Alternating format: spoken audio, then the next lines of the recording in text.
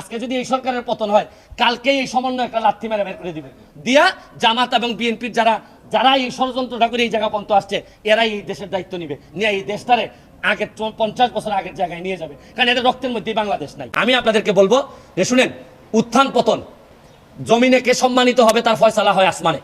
উত্থান থাকবে, পতন থাকবে। তারপরে যে আদর্শের আছি, এই আদর্শের দুঃসময়ে যদি থাকতে না পারি, না হয় আমার এমপিত্ব যাবে, আমাকে না হয় কেউ আর ফলো করবে না, আমাকে জাতীয় বেঈমান বলেন। তারপরও আমি বিশ্বাস করি, আমি জননেত্রী শেখ হাসিনাকে শেষ পর্যন্ত আমি চেষ্টা করব তার সাথে থাকার, এবং আমি কোনোভাবেই জামাত বিএনপির এই ক্ষমতায়, এই দুর্নীতিগ্রস্ত এইরকম একটা ক্ষমতায় আসার জন্য বাধা দেওয়ার জন্য যা যা করা লাগে আমি করব।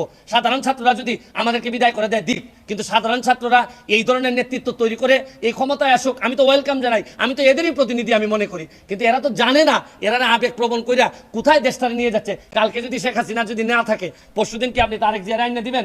আপনি কি কারে দিবেন? এই যে 14 জন আর 100 জন সমন্বয়ক আছে, তারা এসে ক্ষমতা নিক, তারা তো ক্ষমতা নিতে পারবে না। তারা কার কাছে নিয়ে ক্ষমতা দিবে, এইটাই তো আমি বুঝতে পারি না। তারা ক্ষমতাটা নিয়ে কার কাছে দিবে?